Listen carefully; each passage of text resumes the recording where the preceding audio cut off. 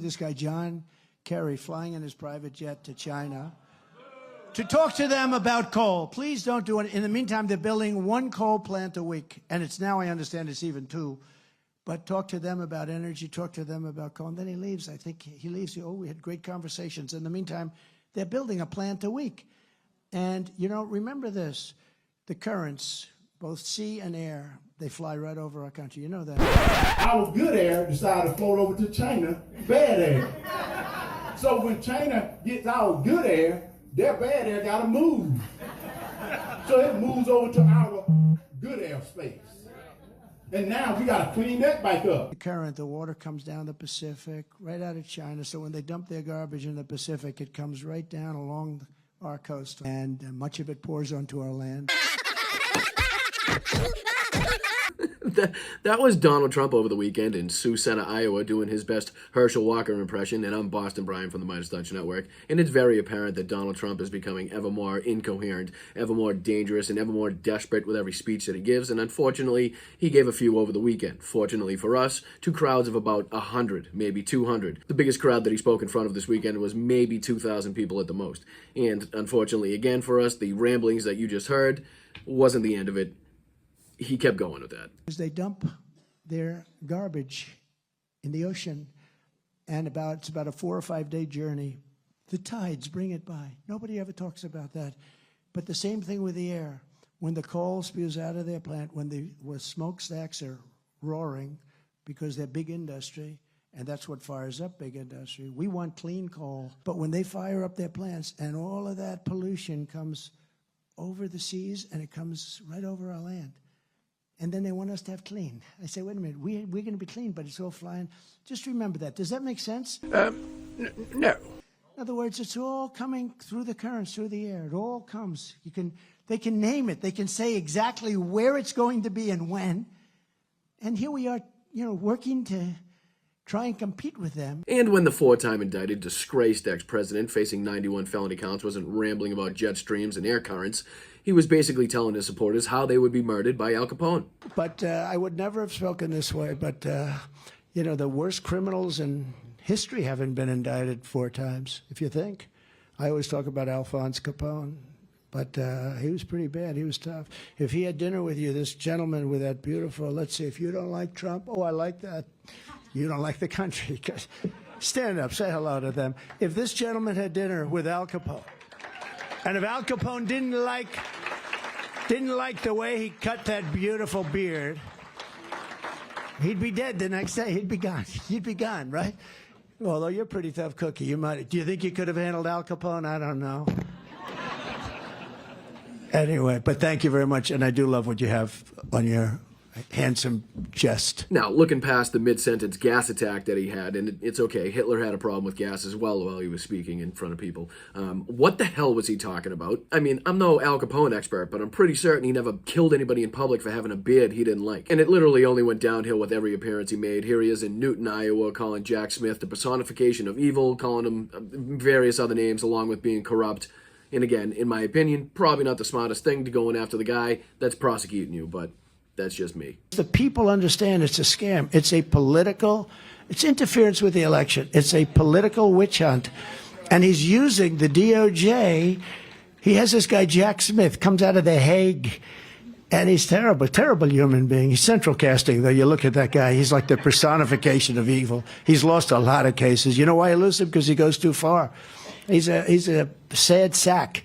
And you look at this guy. Somebody said, why don't you treat him nicely? I said, oh, we'd be doing much worse. I mean, if you treat him nicely. There's nothing nice about him. He's a corrupt person. You know, for a guy as sweaty and stanky and out of shape and decrepit as Donald Trump, to call Jack Smith a sad sack is just really, truly something. I mean, I'll take projection for 200, Alex. Here's the orange-crusted human waste of space again in Newton, Iowa, seemingly suggesting that Joe Biden injects some sort of drugs before he goes out to make a speech. And I don't need to tell you how dangerous this is to discourse and how ridiculous it is to say. Not only is this ironic coming from old grindy teeth himself because of the years of the reports of his abuse of Adderall, but also because of the time he suggested as President of the United States that maybe the United States citizens should inject bleach to somehow get rid of COVID. You know, when you make a speech, his speeches last about 3 minutes. You know why? Because he runs out of fuel. He runs out of fuel. the fuel doesn't last very long. So you notice the speeches, they start off very energetic. He's a threat to democracy. By the end, he's like, oh, I got to get off. This is not the man we should have for our president, okay? Here's a great example of Donald Trump just living in absolute fantasy land, as he did in much of his speeches, with just completely made-up stories that did not happen. Here's another one about Joe Biden. He thinks he's doing a good impression, when in reality, he just looks like an absolute moron. Biden can't even read the teleprompter. He's given a thing. He's a news conference because he hasn't had one in about 6 years or something. Can't have it. You can't have a news. So he picks hey guys, Bill from NBC, over here. So the guy asked him a very simple question, like about vanilla ice cream. But then they actually asked him a question about a border or something. So he goes, they ask him a question, Bill from NBC, they ask him a question. The border is very strong. It's very normal. And things are going very well on the border. Oh, thank you very much for the news conference. Thank you. And then he walks into a wall. But this is what we have as our president. We're going to end up in World War III. We're going to end up in a depression. I'll tell you, if I'm not elected, I think we're going to end up in a depression like in 1929. You know, after years of covering Donald Trump, I have had the misfortune of hearing some serious bullshit come out of that man's mouth. But honestly, this might take the cake. Here he is honestly calling the incredible jobs reports that we've had lately fake. Because, and get this, hold on to your seats. Are you sitting down? Keep your hat on. You're going to want to hear this. It's because the COVID relief money from years ago is still keeping people home. They're not looking for jobs because they're still all set from those couple $1,200 checks that they received, I don't know how many years ago. What was it, 3 years ago at this point? Just the most ridiculous bullshit you'll ever hear in your life. Check this out. We've done things that nobody believed possible. I mean, biggest tax cut in history, biggest regulation cuts in history, greatest job numbers in history. I mean, we have, their job numbers are fake because a lot of people aren't looking for jobs because they handed them so much money. And those people won't be working for a long time. They're not real job numbers. And our country is in trouble. Let me go ahead and enlighten you people and assure you of two things. One, the United States is not in trouble. And two, Donald Trump would be singing a completely different tune if he were the president of the United States when we had GDP growth like this, when we had the stock market performing the way it is, when we had jobs reports like this, when we have construction sites all over the country breaking ground, fixing railways, bridges, and roads. You know damn well that he would be singing a different tune because we have video of him singing a different tune when we had GDP growth somewhere near the 3%, when we had less oil production than we do now, when the stock market was lower than it was now. Video exists, Donnie. And here's the world's most disgusting human being, once again, in my opinion, defaming E. Jean Carroll by calling her a liar, when he basically runs down the whole situation of what happened, while at the same time simultaneously going off on a fat slob rant, as he does with Chris Christie all the time. Yeah, check this out. It's all political stuff, including the women's stuff. The Bergdorf Goodman. I meet a woman outside of Bergdorf Goodman. I took her upstairs to a changing booth. It was all made up. And you know who's financing it? Reid Hoffman, their number one political donor. Reid Hoffman, big fat slob. And I never use the word fat, not even with Christie. In fact, with Christie, but this guy I'll call a fat slob because he's worse than Christie. He's worse than Christie. He's a slob. Remember with Christie, I'd say, please, sir, do not call him a fat slob. Some guy says very lowly, he's a fat slob, sir.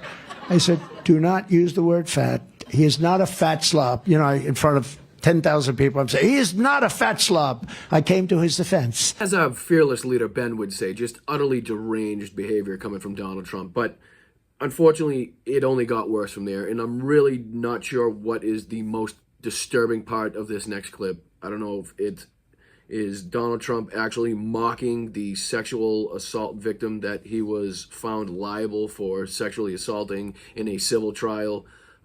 Or the fact that the crowd that he's telling the story to has the reaction of laughter when he's telling it. For Donald Trump to laugh and mock the trauma that E. Jean Carroll was facing in that moment, his own victim was facing in that moment, and to actually ask himself why she didn't bother yelling out is just disgusting beyond words. Unfortunately, this is what we have to defend against in the 2024 election. These people disgust me in every single way possible. And I'm sorry that I have to show you this next clip. He's financing these things, all of them. Every one of these cases that you see. I met a woman in front of Bergdorf Goodman, took her up to a changing booth right outside where the cash register is. This is New York City. Why didn't you scream? I was in trauma. It's almost hard to comprehend how nauseating and vile that display was, and the shame that I feel that it's coming from the ex-president of the United States of America.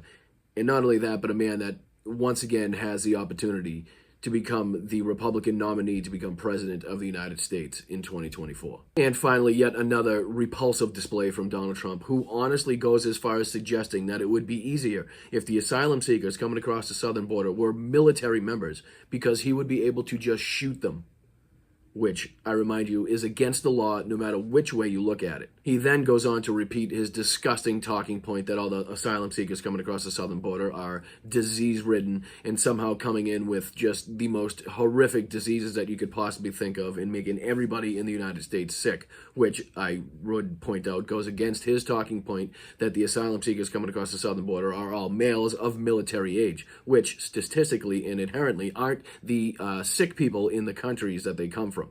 Inherently, it's the older generations that are the sick people. So it doesn't really line up with what he's talking about. But then again, who the hell am I kidding? When has fact, reason, and truth ever stood in the way of Donald Trump in a good story that helps him somehow politically? A vote for Donald Trump in these caucuses is a vote to secure our border. It's a vote to stop the invasion, the biggest invasion of our country ever. I mean, what's the difference between military? At least military, they're in front of you. You can shoot them. But these people are coming in, and then the crimes they're committing are just incredible. Many of them are very sick, and that gets caught by our people. They've been very sick. They're letting people, we had that too, remember? Our great title, we called it title. We just called it title.